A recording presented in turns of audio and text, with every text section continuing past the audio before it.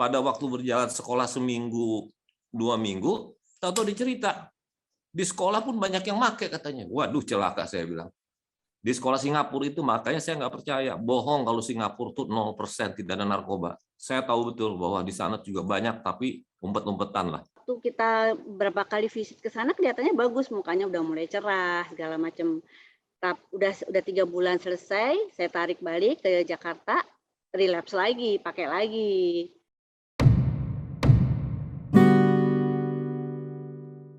Perkenalkan, nama saya Patri. Saya akan memandu diskusi ini kira-kira 40 sampai 60 menit lah, maksimal ya, 60 menit. Pertama saya akan menyapa dulu ke pemirsa Indonesia Tanpa Stigma gitu. Di sini ada juga Dokter Beni Argio, gitu. Dulu bisa monitor kami? Bisa. Oke. Ya, baik teman-teman Indonesia Tanpa Stigma, balik lagi sama saya, Patri Handoyo. Kita akan ngebahas soal pemulihan ketergantungan narkoba. Nih, jadi yang namanya pulih dari ketergantungan narkoba itu emang susah banget. Bahkan Dokter Beni sendiri bilang itu proses seumur hidup gitu kira-kira ya dok ya. Betul. Proses seumur hidup. Makanya kronis itu dan lembaga-lembaga kesehatan termasuk WHO itu bilangnya relapsing disease gitu ya. Penyakit kronis kambuhan. Nah, kali ini kita akan ngebahas tentang dukungan, salah satu dukungan. Ini dukungannya sebenarnya harusnya dari macam-macam ya, entah dari macam-macam. Tapi kita kali ini akan membahas dari orang tua gitu. Dan kali ini kita sudah kedatangan ada Dokter Beni, kemudian ada Ibu Lulu Wisnu ya, kemudian ada Pak Faisal Afdal. Oke, pertama saya ke Dokter Beni dulu deh. Oh ini. Gitu. Dokter Beni, ini kenapa sih WHO dan badan-badan kesehatan lainnya menyebut ini relapsing disease, chronic relapsing disease, gitu, penyakit kronis kambuhan. Nah, ya, memang sebelum sampai ke nanti ya yang kita bahas sama kedua orang ini, gimana? Ya, adiksi itu telah diteliti ya. Nggak kedengaran suaranya. Masalah moral, masalah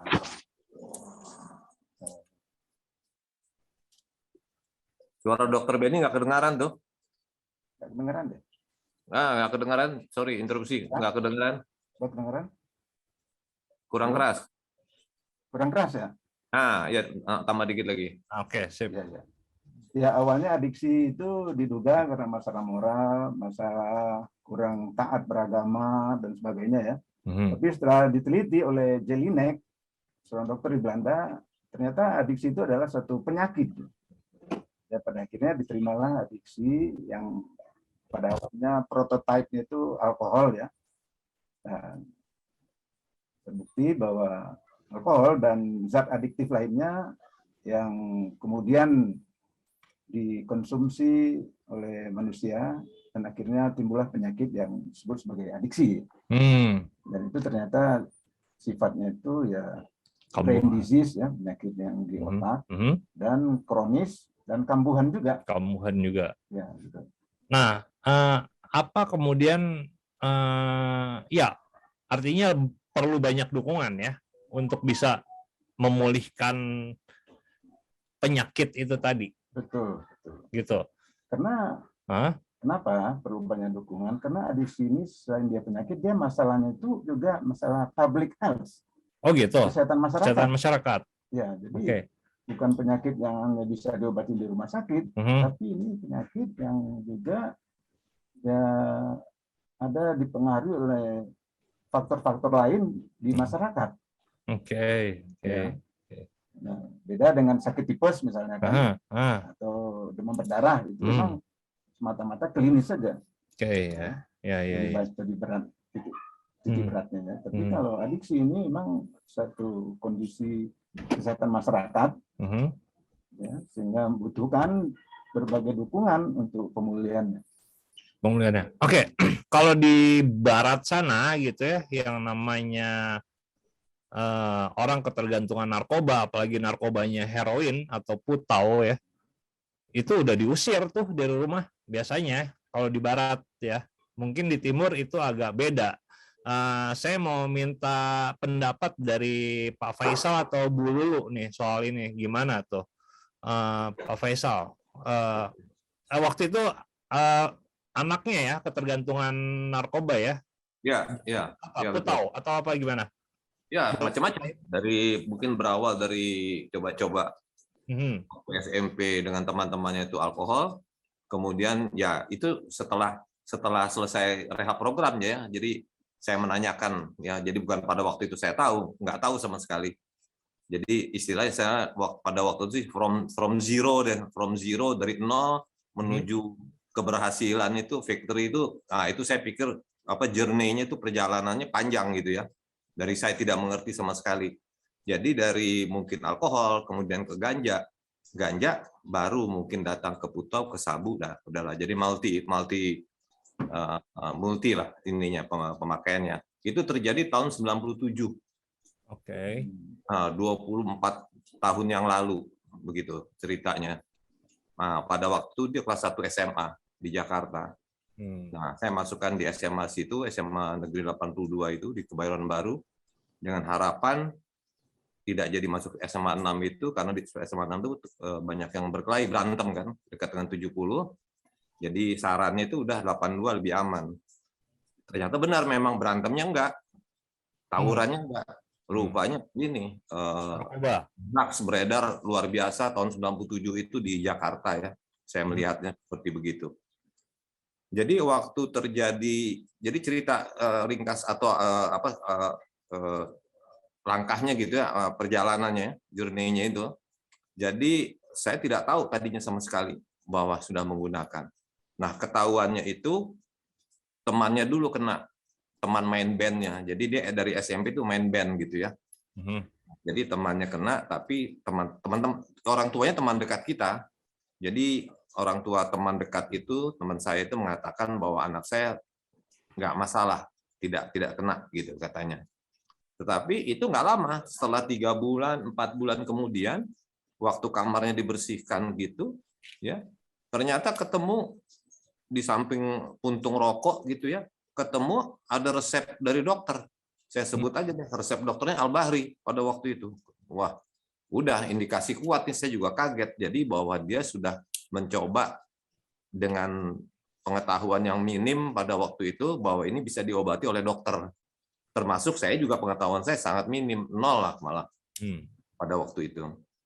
Nah, kemudian saya tidak berpikir bahwa ini relapsing disease, chronic disease, belum tahu pada waktu itu kan.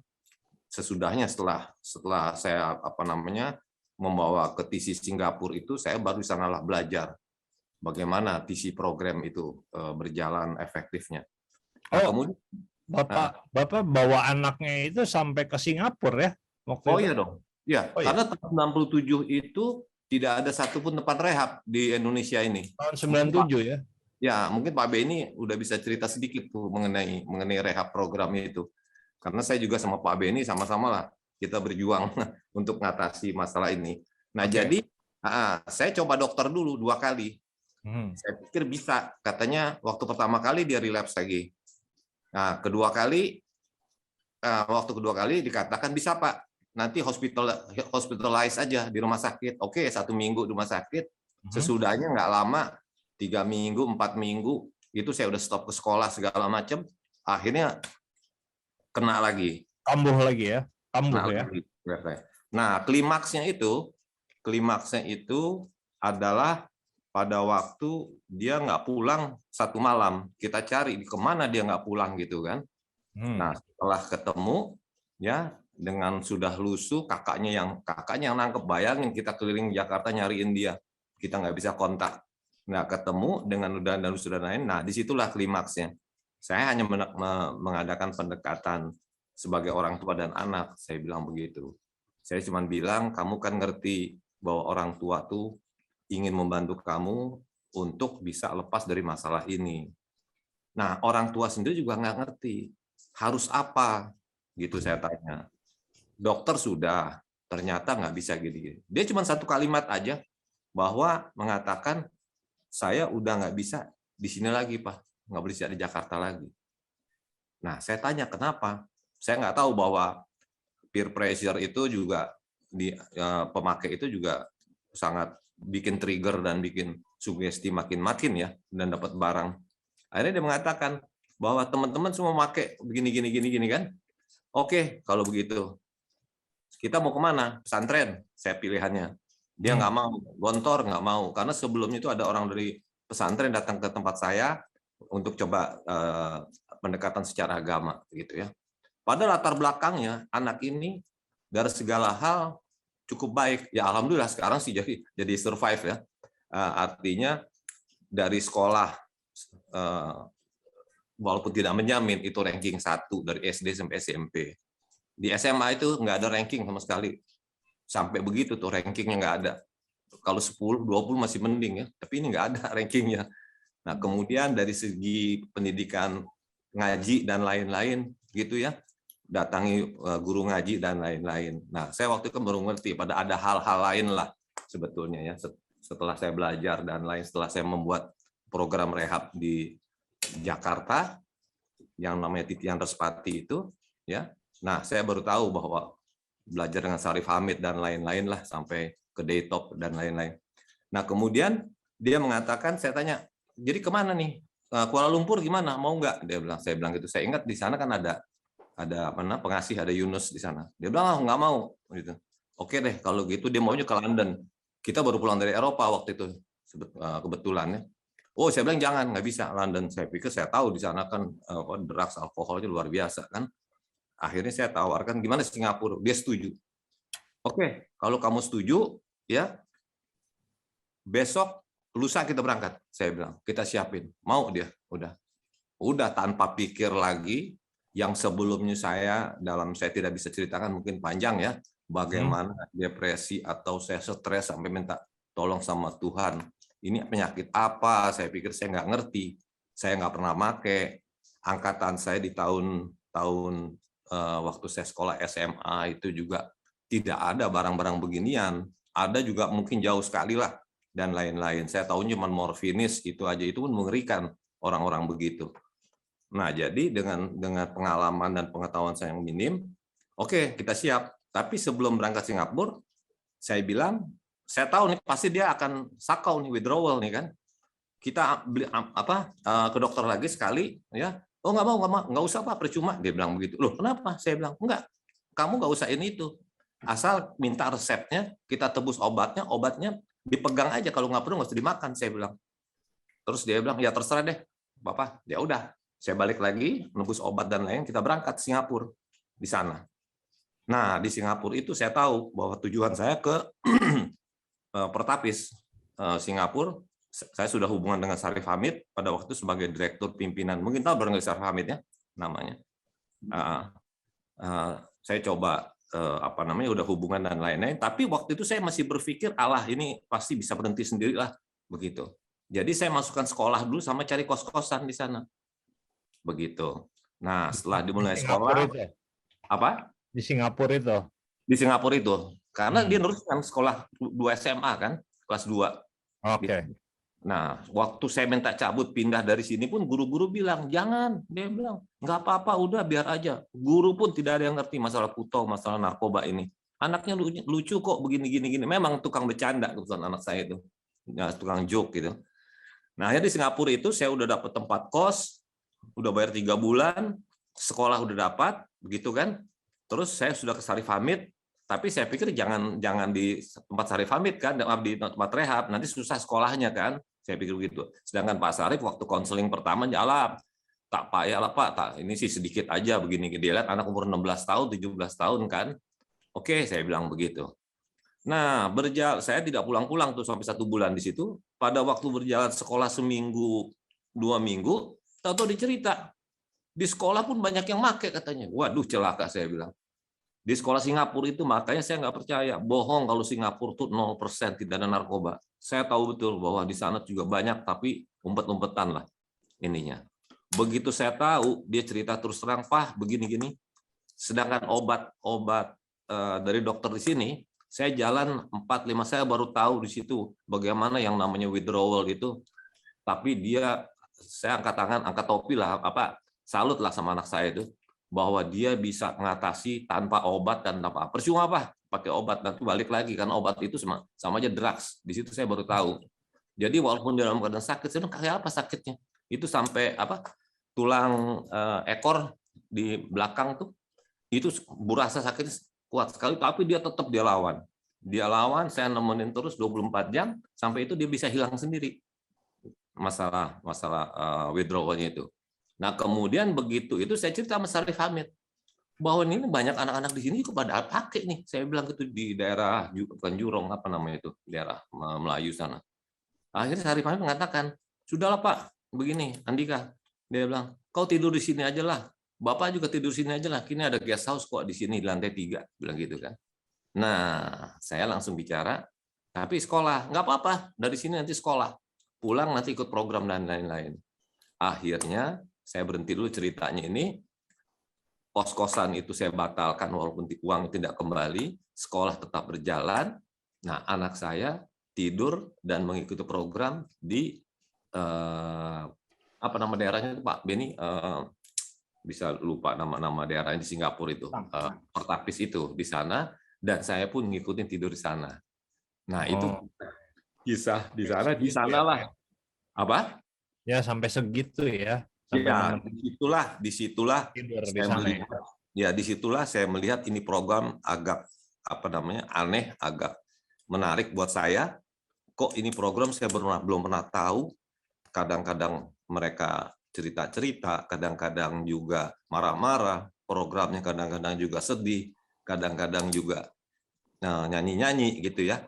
Saya belum pernah. Waktu itu saya masih buta sama sekali mengenai program itu. Karena saya tidur seminggu lebih di situ, saya tahu betul ternyata saya punya kesimpulan bahwa program ini, ya, terapi inilah yang memang dibutuhkan seseorang yang terjadi masalah adiksi. Karena di situ bagaimana menghilangkan addiction culture-nya dia, gitu ya. Bagaimana juga dia akan tidak hanya sekedar knowledge, pengetahuan dia belajar, tetapi juga skill yang dibangun. Bagaimana self-help program juga dia juga di develop dalam diri dia. Sementara dulu dan nanti nyambung lagi mungkin Bu Lulu bisa juga cerita. Saya mau tanya juga pendapat Bu Lulu, gimana Bu Lulu, ada cerita yang rada berbeda sama Pak Faisal tadi? Oke, selamat sore. Ya, gimana, terima kasih atas kesempatan yang diberikan. Saya diajak untuk sharing. Jadi waktu itu anak saya yang pertama itu kira-kira kelas 2 SMA lah waktu saya tahu bahwa dia itu kena narkoba. Tapi saya nggak tahu jenisnya apa. Karena mungkin dia udah mulai merokok itu udah di SMP gitu. Jadi berkelanjutan sampai akhirnya dia tuh anak gaul, jadi dia coba-coba ini itu sampai akhirnya perilakunya berubah di rumah gitu, dari segi emosional, dari segi perilakunya, cara berpikirnya, dan bohong gitu, nggak jujur segala macam kan. Sampai akhirnya kita tahu bahwa dia pakai, timbul rasa saya marah, waktu itu bingung juga, sedih, dan juga menyalahkan diri sendiri karena waktu itu saya kan kerja, jadi mungkin saya single parent, waktu itu sudah divorce, jadi saya menyalahkan diri saya sendiri juga, mungkin kurang perhatian sama anak gitu, sempat begitu. Nah terus awalnya tuh saya nggak tahu kan ini mau dibawa kemana nih anak begini kan, saya cuma tahu RSKO waktu itu, RSKO, dan biasanya waktu itu ini ke mana, pesantren Inaba Aba Anom. Jadi saya bawa di Tasik ya. Itu sempat saya bawa ke sana beberapa bulan di sana. Waktu kita berapa kali visit ke sana kelihatannya bagus, mukanya udah mulai cerah segala macam. udah 3 bulan selesai, saya tarik balik ke Jakarta, relapse lagi, pakai lagi. Gitu. Sampai beberapa kali lah prosesnya itu, saya lupa ya RSKO duluan atau ke Abah Anom duluan gitu, saya lupa, sampai kalau nggak salah ke Abah Anom itu 2 kali kalau nggak salah. Jadi pulang pergi gitu. Nah, waktu itu saya nggak malu untuk nanya-nanya, cari tahu gimana gitu loh. Sampai saya dikenalkan sama Pak Faisal ini. Katanya ada apa namanya metode baru untuk anak yang ketergantungan obat itu bisa sembuh lah gitu. Jadi saya cari tahu ke Pak Faisal, akhirnya saya masukkan anak saya ke situ gitu. Karena kan kalau orang yang anak yang ketergantungan obat itu semua berubah dari semua aspek lah, cara berpikir, tadi saya bilang perilaku, emosionalnya dia cepat marah-marah, terus dari kehidupan sosialnya, kesehatan, bahkan pendidikannya juga jadi terhenti kan gitu. Jadi selama itu, nah kelihatannya sih saya masukkan ke sana ada perubahan di TC itu, di Titian Respati itu saya masukkan ke Yayasan Titian Respati karena di situ itu apa namanya semua yang apa namanya di apa namanya dirubah. Jadi mereka punya konsep itu kekeluargaan, terus ada kayak peer pressure ya dari rekan-rekan teman-temannya sesama pemakai juga di situ. Terus ada dari sisi terapinya juga ada, spiritualnya juga ada, sama role model kakak-kakaknya yang sudah sembuh gitu. Jadi saya lihat di sana bagus sekali programnya. Ya sampai sekarang sih alhamdulillah udah bisa dia menjadi anak yang baru, kayak seperti apa namanya, kehidupan yang baru, bisa jadi bapak lagi ya, sudah nikah, sudah punya anak, dan bisa apa menjadi yang barulah, memiliki nilai-nilai baik. Iya, saya gini, Pak Faisal dan Bu Lulu ini apa ya, boleh dibilang beruntung karena bisa memasukkan anak-anaknya ke tempat-tempat rehab yang mahal, bisa disebut gitu bagi sebagian orang Indonesia ya. Betul, ya kan gitu. Titian Respati waktu itu berapa Bu sebulan bayarnya waktu itu? Satu anak 2,5 ya. 2,5 juta awal 2,5 juta tahun 90-an ya waktu itu sama. Nah, saya pengen tanya 98 ya, tahun 90-an akhir ya waktu itu waktu krisis moneter ya. Oh iya, krisis. Uang 2,5 juta per bulan itu sangat besar gitu. Dok, gimana? Oke, ini orang-orang yang bisa memasukkan anak-anaknya ke tempat-tempat seperti itu. Bagaimana dengan yang kalangan yang tidak mampu gitulah, yang Nah, ini yang menarik dari cerita Pak Faisal dan Bu. Apa yang bisa dilakukan orang tuanya gitu? Ini kan mereka punya uang. Ini Pak Tri ya. Pre-treatment ini. Kalau saya lihat cerita Pak Faisal komunikasinya dengan anaknya masih bagus nih. Oke. Oh ya. Ada di masalah ya. Ini kamu nih mau apa? Jadi sebenarnya Pak Faisal nggak usah ngajak ke Singapura juga bisa-bisa aja ya, karena sedangkan komunikasinya yang dialami selama ini menghadapi pasien begini nggak bisa. Relationship orang tua dan anak ini udah mulai terganggu. Sudah tidak bisa berkomunikasi lagi di antara mereka. Sehingga kadang-kadang dibutuhkan outreach itu ya. Jadi dari satu tempat rehab ada orang yang menjangkau karena relationship di dalam family itu udah terganggu. Oke. Tapi kalau begini ceritanya Pak Faisal ini masih bagus ini. Dengan Bu Lulu tadi ya. Iya, Bu Lulu juga. Ya. Pak Faisal ini kayaknya masih taraf awal sekali ya. Iya. Gitu juga Bu Lulu ya. Mudah aja dibawa ke Abah Anom, kemudian dipindah lagi ke Respati, dibawa lagi ke Abah Anom lagi. Ya. Itu kok begitu mudahnya ya. Ini kita ceritakan pre-treatment ya. Admission ini itu kan masalah besar di adiksi. Nggak ada anak-anak yang mau kok. Iya. biar mahal juga nggak mau. Iya. Dan Pak Faisal dan Bu Lulu itu ketika kejadian itu anaknya masih usia belasan ya? Iya. Masih belasan. Ya Iya, rata-rata 2 SMA. Nah, di 17 deh SMA. usia itulah ya rata-rata mulai konsep dari adiksi ini kan ya. Remaja di mana jiwanya itu mulai banyak ingin tahu, ingin coba sesuatu yang baru gitu kan. Dan memang adiksi ini munculnya itu memang nggak muncul dalam ruang vakum, Fadri. Iya, gimana tuh? Ya, jadi memang ada culture-nya. Nah, sehingga anak Pak Faisal ini udah melihat dia nggak bisa lagi di Jakarta katanya. Harus keluar nih, karena culture-nya itu ya, tapi tetap berhubungan sama orang tua, artinya berkomunikasi ya. Nah itu. Ya, sama orang tua. Ya, jadi ini kemudian hasilnya ini kalau kita cerita outcomes dari treatment yang dia dialami itu yang bagus karena memang ini nampaknya kondisinya itu masih awal sekali ya. Belum sampai gangguan penggunaan zat yang berat. Ya walaupun itu cerita Pak Faisal kan, kalau dari cerita Bu Lulu udah mulai dari SMP ya, udah ada rokok. Kita nggak tahu nih ada alkohol juga nggak? Iya. Biasanya juga ada alkohol tuh. Tapi dengan melihat begitu mudahnya dibawa itu rupanya juga relationship dengan orang tua ini bisa bagus. Makanya nih hasilnya bagus juga. Gitu. Hasil akhirnya oke juga ya. Jadi, karena banyak loh yang udah masuk rehab tempat Singapura lah, di mana lah, di mana Amerika gitu bahkan ya. Itu balik ke sini masuk penjara gitu. Itu ada juga loh yang kayak gitu. Ya ada sih memang. Tadi cerita kan, gimana kalau orang yang nggak mampu? Iya. Yang nggak mampu.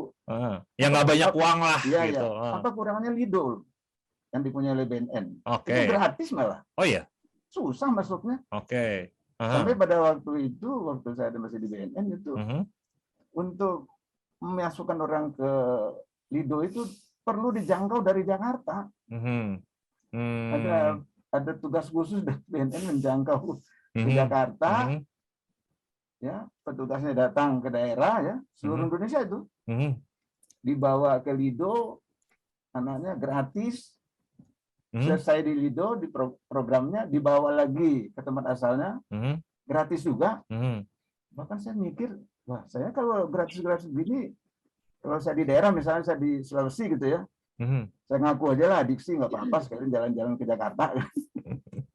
Nah gitu Badri, jadi masalahnya itu memang bukan soal ukurannya ya. Nah, tapi memang dengan dukungan pemerintah, biaya bisa ditekan, itu lebih memungkinkan memang. Lebih memungkinkan buat kebanyakan orang gitu ya.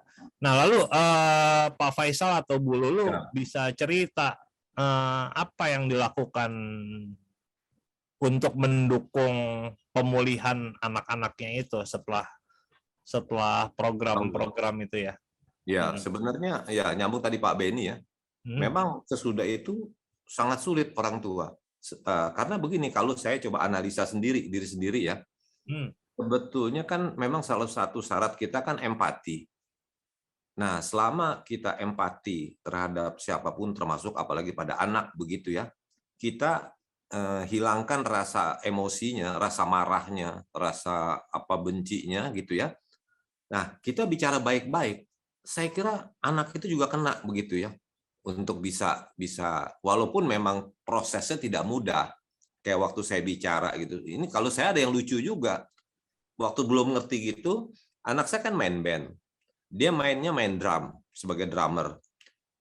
Waktu terjadi kejadian begitu, teman-teman bilang, ada teman-teman kita yang anaknya juga main band gitu sama-sama. Itu hebat loh anak lo, dia bilang. Dia main drum tapi nggak punya drum di rumah, dia bilang gitu. Terus dia bilang beliin dong tuh, jadi biar dia seneng itu tuh, mungkin nanti itu nggak dipakai lagi. Saya coba beliin drum untuk itu, anaknya sendiri kaget, buat apa nih Pak dibeliin ginian gitu? Enggak, buat kamu latihan. Tapi tetap aja relapse. Kemudian satu lagi orang bilang ini beliin kayak biar dia sibuk, mobil katanya, dia bilang. Terus saya pikir, oh iya nih anak dari kecil hobinya tuh ngumpulin boneka mobil yang VW, apa namanya bagi itu yang model VW kodok. Yep. Itu sampai saya cariin, coba bayangin Pak Benny. Akhirnya dapat tuh VW klasik tahun 62 di pinggir jalan, orang nggak mau jual, udah si ini anak yang bicara sama orang karena sayang tuh mobil, dia pinter lah speknya kan, bicaranya kan, sampai tuh orang nggak usah itu deh om, nanti pokoknya mobilnya saya piara deh begini-gini, dibeliin tuh mobil VW. Bayangin anak yang paling tua nggak dibeliin, yang paling kecil nggak dibeliin, dia dibeliin VW, sampai dia juga bingung-bingung kan, dia dandanin, saya pikir sibuk, ya tetap aja dia merinding lagi, kedinginan lagi. Jadi semuanya itu nggak benar, itu mitos-mitos begitu. Nah, kemudian tadi kalau soal tadi pembayaran pada waktu 2,5 juta yang bermula 2 juta ya. Sebetulnya gini, saya kaget waktu bikin rehab itu karena target saya tuh break even itu 20 orang. Saya pikir udahlah, saya juga mesti bayar tenaga dengan dolar kan dari Singapura kan dengan mahal, menyediakan mobil, menyediakan rumah gitu ya. Nah, waktu kita tetepin 2 juta, akhirnya naik ke 2,5 juta. Tahu-tahu orang banyak sekali. Untuk 40 orang dapat satu program tuh 40-50 orang itu hanya dalam waktu kalau tidak salah 2 bulan. Jadi kan kita berlebih untuk itunya kan, makanya kita bisa bikin fasilitas lain lagi. Nah, kita berikan akhirnya keputusan kalau nggak salah 10% atau 20% itu kita boleh memberikan subsidi silang, bisa yang bayar separuh atau bayarnya minim seperempat atau tidak bayar sama sekali buat mereka yang tidak berpunya. Ya, itu kita berikan kepada mereka. Sebetulnya paling mahal apa? Ngasih makan. Bayangin ya, kita 40 orang, kita punya 7 fasilitas waktu 350 orang. Ngasih makannya, belanjanya, waduh luar biasa. Sedangkan prinsip makannya sendiri harus 4 sehat, 5 sempurna karena mereka sudah kurang gizi pada waktu mereka pakai segala macam. Jadi tetap yang namanya 4 kali makan itu, termasuk snack sore itu kita terapin karena instruksinya dari senior TC begitu gitu. Nah, jadi kembali lagi saya lihat perkembangan anak ini, saya juga waktu buat, nah itu ada korelasi pertanyaan tadi. Kenapa saya akhirnya bikin rehab yang saya nggak kepikiran, saya juga nggak ada rencana dan nggak mau gitu ya. Pada waktu di Singapura setelah 1-2 bulan anak saya gitu ya, saya lihat kok dia berubah gitu, kaget saya. Perubahannya signifikan gitu ya, cara berpikir, cara bicara, cara ini itu gitu ya, yang persis kayak ibu Lulu bilang kan, anak itu bisa berubah begini segala macam dengan TC ini. Terus saya tanya sama dia, kamu gimana program gini-gini?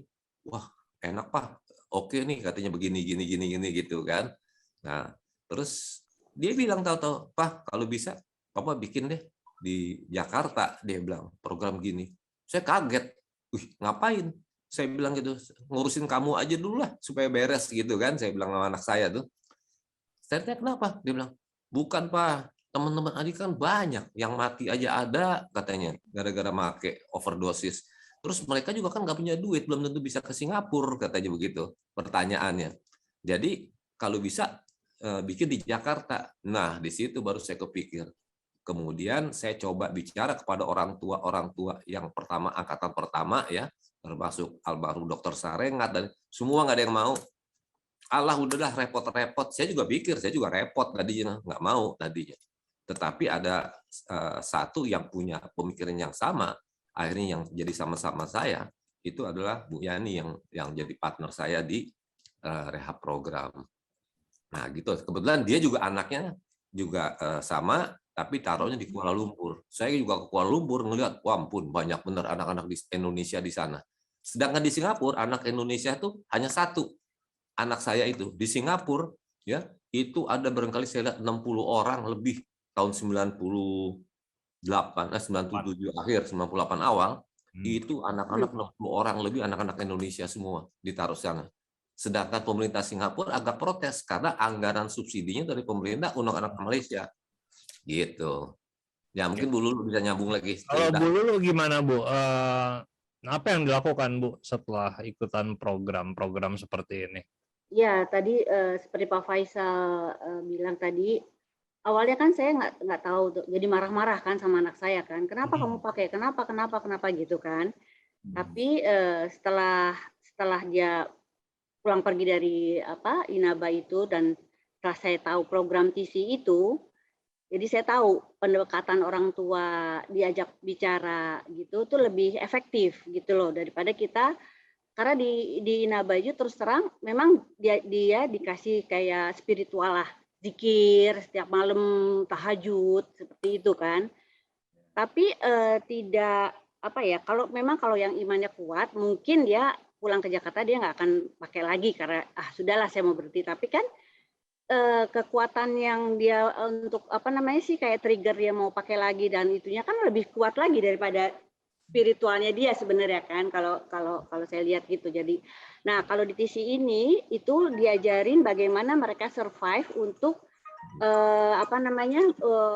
tidak bisa mengatasi bagaimana kalau dia trigger lagi, kalau dia punya keinginan itu mereka punya kiat-kiat gitu loh. Ya, how to prevent not Ya, using di lagi. sini gitu.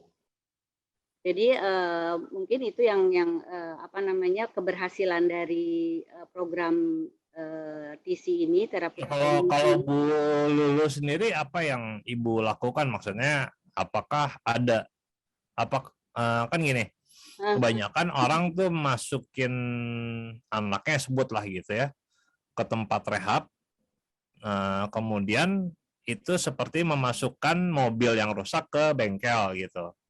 Ya. Tidak ada perubahan dari pemiliknya, dari orang tuanya.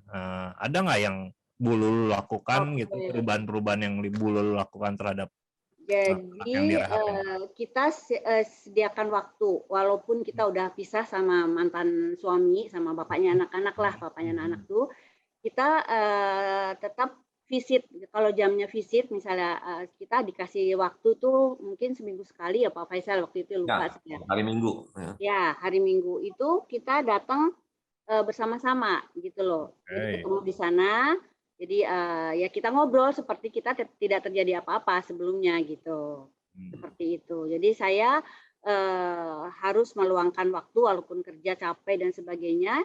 Ya karena ini sudah ini ya kita harus luangkan waktu untuk demi kesembuhan anak-anak tersebut gitu ya. Jadi saya sama suami ya berkomitmen bagaimana caranya anak-anak sembuh. Kita kesampingkan dulu masalah pribadi kami gitu.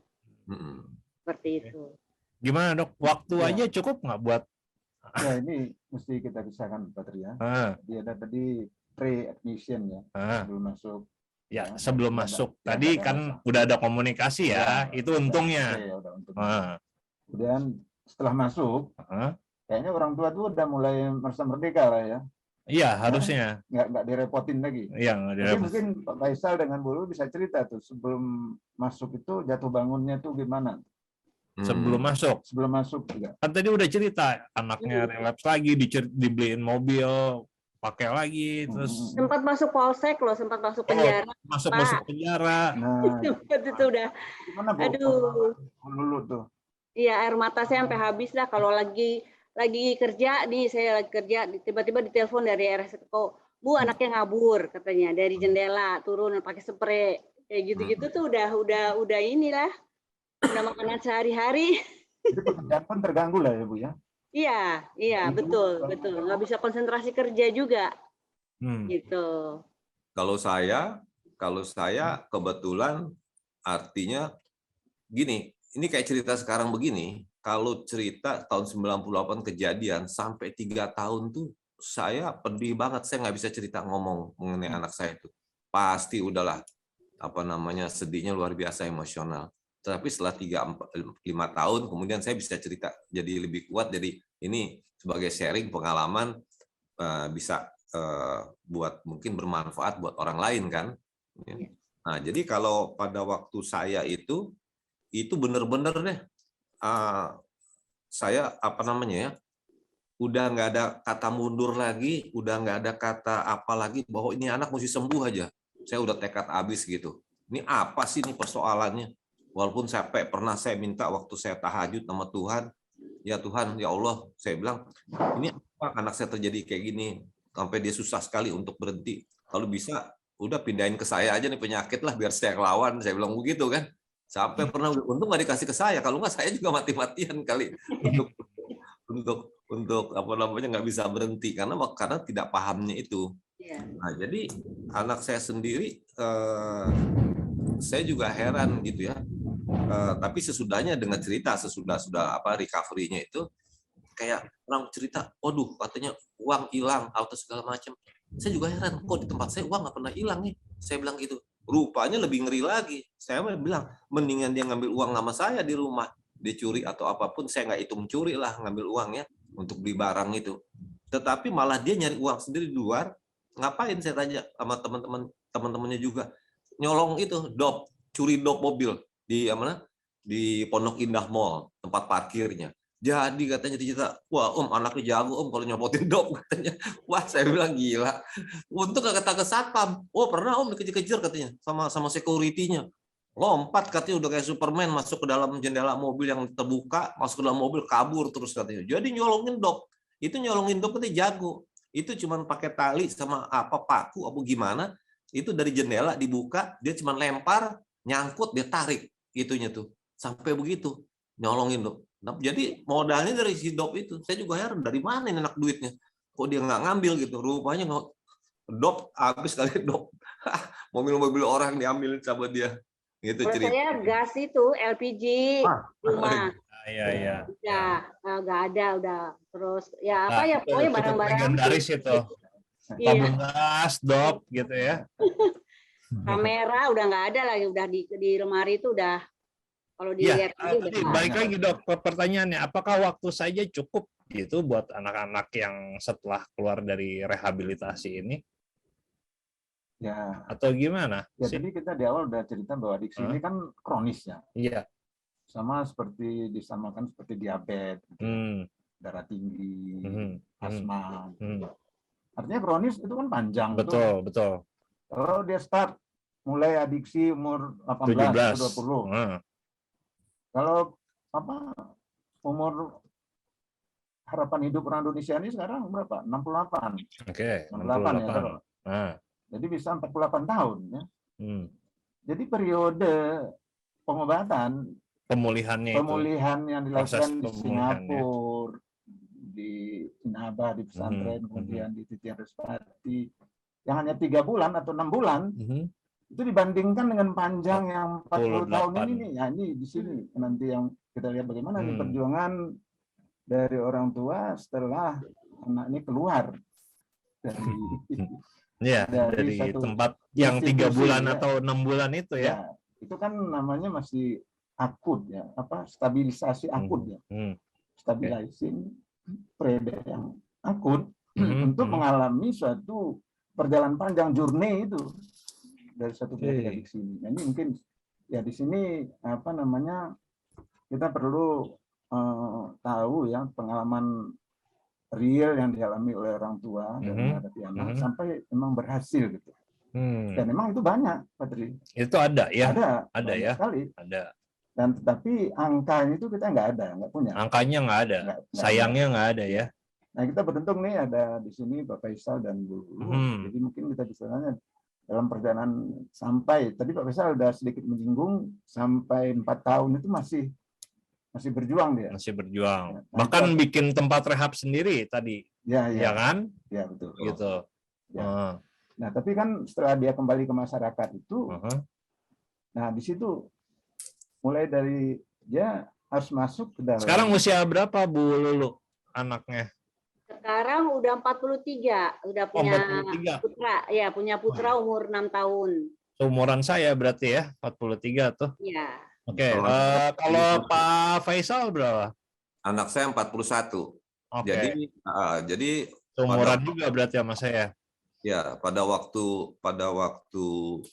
gini, kalau kita nanti di sesi lain mungkin kita bisa cerita effectiveness daripada TC program, mungkin saya bisa bicara lebih banyak gitu ya.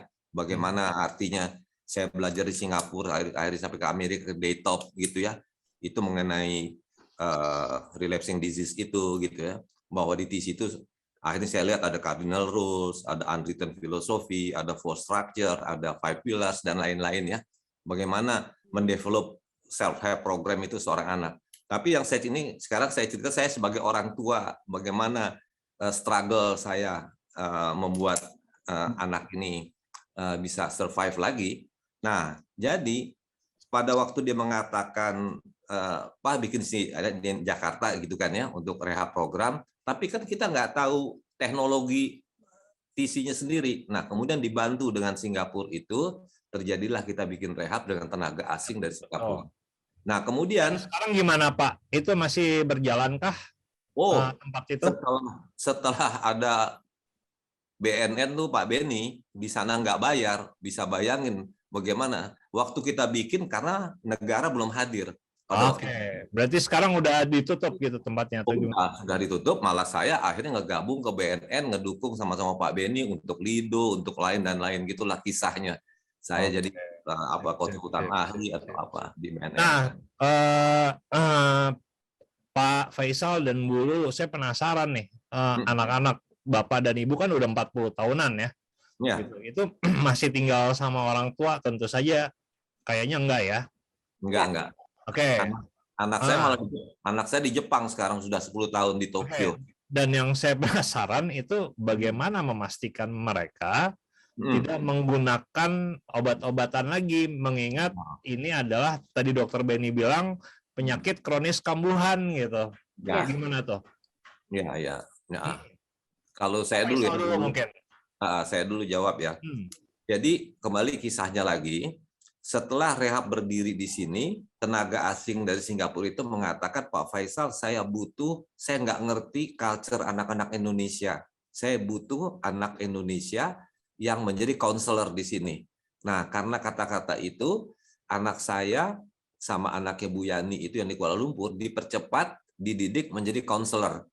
Nah, kemudian dia pulang ke Jakarta, udah selesai program di sana, pulang ke Jakarta. Pulang ke Jakarta jadi konselor kalau anak saya 6 bulan. Nah, pada waktu di Singapura, dia ditawarin beasiswa. Waktu dia sekolah SMA-nya lulusnya di Singapura, dapat beasiswa di Kuala Lumpur. Untung dia nggak mau. Dia mengatakan, saya nggak mau, Pak, belum siap. Ya sudah, saya telepon deh ke Kuala Lumpur. Nah, pada waktu jadi konselor, gitu, dia nggak mau kuliah dulu. Jadi selama 6 bulan itu, dia ngerasa dia sudah bisa mengukur dirinya bahwa ketidakmampuannya. Begitu dia jadi konselor 6 bulan, dia mengatakan sama saya, Pak, saya udah siap mau kuliah, mau sekolah, dia bilang gitu.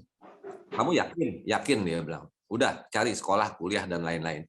Akhirnya, karena dia memang anak yang dalam pendidikan SD, SMP-nya cukup bagus gitu ya, itu saya juga menepis mitos bahwa katanya anak ini nggak bisa sekolah lagi karena kegangguan putong.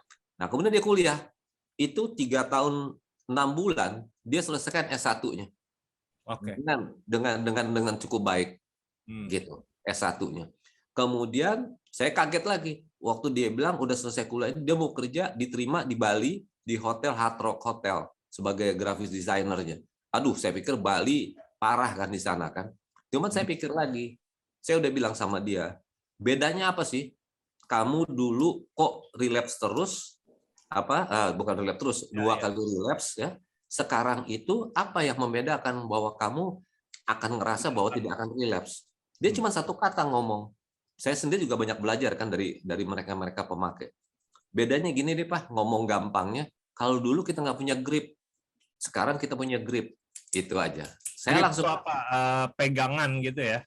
Nah, grip tuh bukan, jadi tools. Jadi di TC itu diajarkan namanya relapse prevention program. Nah, untuk relapse, sebetulnya relapse itu nggak ada yang datang tiba-tiba. Hampir nggak ada lah. Relapse itu ditandai dari relapse dulu perilakunya, relapse dulu emosinya, dan lain. Baru ujungnya kayak jalanan menurun.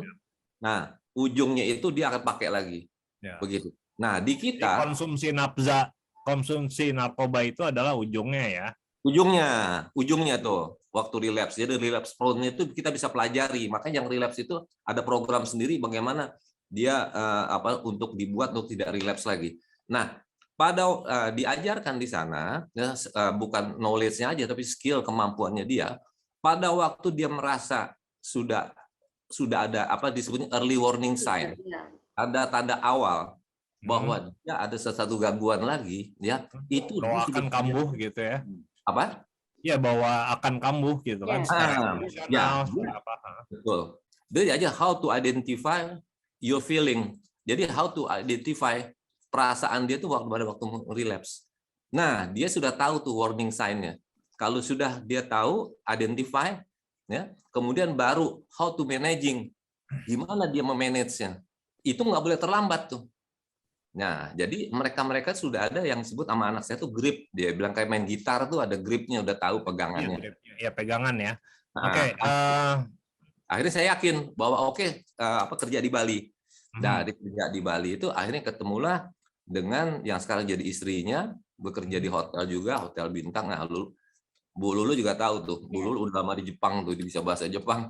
Bantu saya orang Jepang jadinya. Oke. Nah, jadi dia nikah, kemudian ke Tokyo. Nah, mereka berdua bekerja di sana. Sekarang punya usaha. Akhirnya setelah 5 tahun terakhir ini saya bilang, udahlah kamu kan bisa bisnis, punya usaha dan lain. Waduh, kemarin masuk NHK TV Tokyo bahwa ada yang unik, anak Indonesia dalam bisnisnya dan dalam sosialisasinya cukup bagus. Dia masuk di sana, dia bisnis ada namanya listening bar, ada cafe yang cukup, dan sekarang udah kayak orang Jepang lah di sana. Nah, jadi itulah yang kira-kira saya ya, karena dia tahu begini, waktu di Bali saya bilang, Pak, nggak usah khawatir Pak, dia bilang gitu, maksudnya beginilah, bukannya ngomong terlalu jauh, dia bilangnya, kita tahu lah, kita nggak mau hancur lagi lah, begitu. Kita tahu bagaimana sakitnya kita tuh berhenti pakai narkoba. Mungkin manusia yang paling senang kita lah, pernah ngerasain yang paling enak, pernah ngerasain yang paling sakit.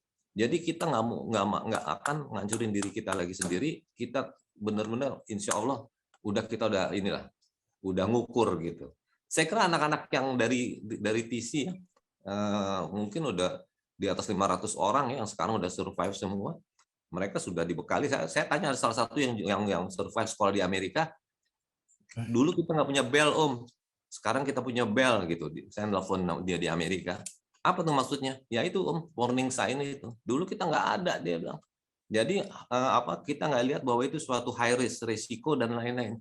Sekarang tuh kita dikasih tahu, ini bahaya loh, gini-gini. Nah gitu. Nah mungkin Bu Lulu bisa nerusin nih. Oke.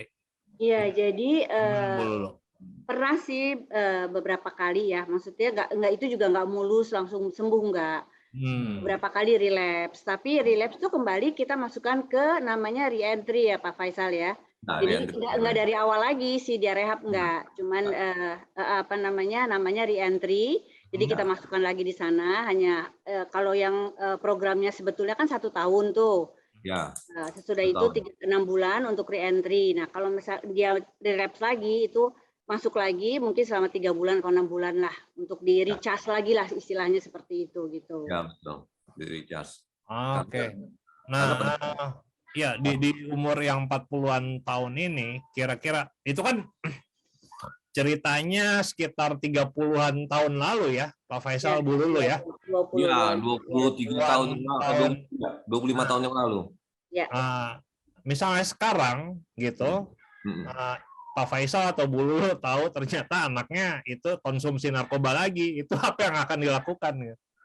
Oh, mereka jadi yang Bapak lakukan ya, bukan anaknya sih ya udah nggak tahu lah. Ya. Jadi kita juga di orang tua dulu ya, Bu Lulu juga semua ada family program ya. Jadi kita juga diberitahu bahwa relapse itu suatu proses dari recovery. Memang masing-masing orang beda struggle-nya. Ada yang straightforward, dia langsung nggak pakai relapse. Insya Allah ke anak saya tuh dia lempeng gitu. Tapi ada juga yang nggak lempeng, yang tadi Bu Lulu cerita, itu nggak apa-apa. Bahwa itu just a process. Tapi kembalikan ke program, karena apa? Di program itu kan ada assessment, ada namanya relapse prone, itu pasti ada sesuatu yang belum bersih pada waktu di program ini, ibaratnya gitulah. Nah, itu yang akan diteliti apakah faktor family, ataukah faktor ini, faktor itu, dan lain. Karena apa? Kita diajarkan salah satunya itu yang kuat itu adalah coping skill. Nah, coping skill itu adalah kalau kita yang dulu dia sebagai pemakai kalau ada masalah, dia nggak tahu how solutionnya. Nah, kita coba bisa di-describe masalah itu apa, di ini segala macam, lepaskan emosi, baru kita tahu solusinya seperti apa, diajar. Jadi coping skill itu penting. Nah, kalau yang relapse itu ada program khusus, memang akan dicari apa problemnya yang masih ada traumatik dan lain-lain. Kayak satu contoh, ada anak kita itu kan TC itu grow mestinya kan. Nah, dia nggak grow pada waktu setelah 4-5 bulan. Setelah diperiksa, dianalisa ininya, dia mau relapse gitu kan, dianalisa. Ternyata dia pernah, ini perempuan nih, dia pernah dipukul sama bapaknya pada waktu nggak boleh pergi malam minggu sama teman-temannya lah misalnya. Dia kabur lewat jendela, dia pergi, pulang tungguin sama bapaknya. Nah, bapaknya lupa pernah dipukul pada waktu dia umurnya mungkin antara 15 tahun, 14 tahun. Itu jadi traumatik. Nah, itu yang di follow up. Gitu. Jadi saya kira kalau yang pertanyaan tadi, kalau terjadi saya akan melakukan apa? Saya kira udah tahulah jalannya bahwa go back tuh. Tapi jangan sampai go back to square one lagi. Jadi maksudnya dia mesti kembali. Pasti ada sesuatu kelemahan, weakness-nya itu masih ada gitu ya. Gitu. Tapi kita insya Allah sih nggak khawatir lah kalau mereka sudah dapat ilmunya dan kecuali, nah itu Pak Beni yang sebagai psikiater. Kecuali nanti saya akan tanyakan ke Pak Beni. Nah, kecuali kalau memang dia ada yang disebut dual diagnosis. Nah, itu yang kita takut. Nah, itu Pak Beni punya Gimana Bu Lulu? Punya peran. Apa yang akan Ibu Lulu lakukan kalau tahu anaknya konsumsi narkoba lagi? Kebayang. Soalnya yang dulu aja udah sakitnya minta ampun ya itu ngingetin yang dulu-dulu ya. Karena kan sekarang mereka udah berkeluarga dan sudah punya anak. Jadi saya nanti ngingetinnya tuh ya ke anak aja sama mungkin spiritual lah ya ke keagamaan ya. Agama ya. Ya, gitu. Kalau mereka sampai relapse lagi ya sekarang kan udah nggak ada di sini udah nggak ada mungkin. Dan saya juga nanti minta sama Pak Faisal mereka itu dikumpulin lagi teman-teman yang dulu kayak dicas lagi gitu loh. Sekarang mereka udah berkeluarga kan, semua pasti teman-temannya kan gitu loh. Jadi mereka biar ini lagi gitu loh, dicas lagi gitu. Mereka harus apa gitu untuk avoid mereka itu bisa terjerumus lagi gitu aja sih mungkin ya. Oke, ya baik. Nah, ini pertanyaan terakhir nih dari saya. Buat Dokter Beni, sebaiknya apa sih dok yang dilakukan sama orang tua setelah puluhan tahun nih? Kan tadi masa hidupnya berapa? 68 tahun ya? Indeks harapan hidup manusia Indonesia.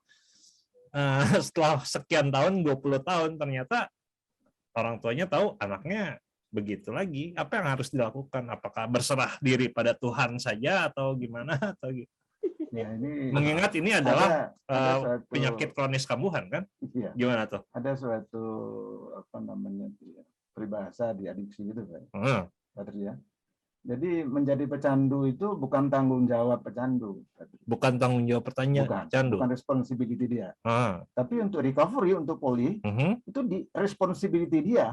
Dia yang bertanggung jawab. Dia sendiri, bukan orang tua lagi. Oke. Ya, jadi artinya, ya itu udah ditanamkan itu selama di dalam proses di TC itu. Jadi sebaiknya apa yang dilakukan orang tua, karena kan itu proses yang menyakitkan ya Bu Lulu ya, ketika tahu anaknya pakai lagi dan seterusnya, itu gimana tuh?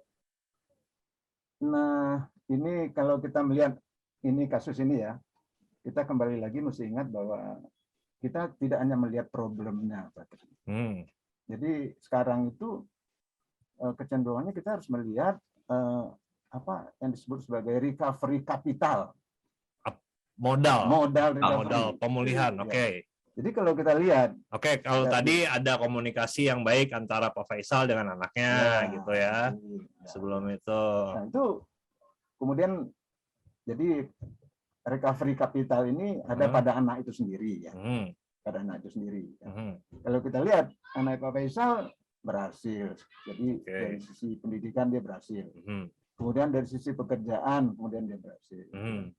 Kemudian itu dari sisi dia sendiri ya, orang tua support, ya, betul. Keluarga support.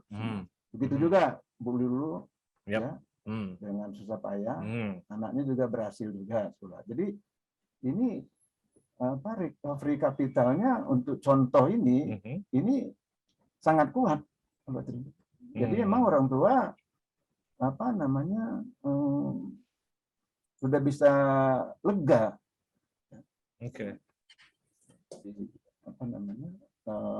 Karena memang modalnya itu udah cukup kuat.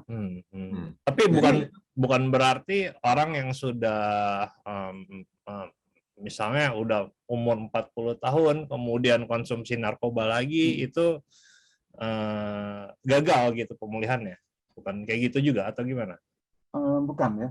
Jadi ada yang disebut dengan sebagai maturing out ya. Jadi dengan bertambahnya umur, pendewasaan ditambah dengan program yang bagus tadi. Nah ini outcomes dari adiksi ini itu bisa completely recovery. Pemulihan sepenuhnya, sembuh dong berarti. Nah, memang di dalam adiksi itu sama seperti diabetes ya, nggak pernah kita sembuh kan, nggak ada.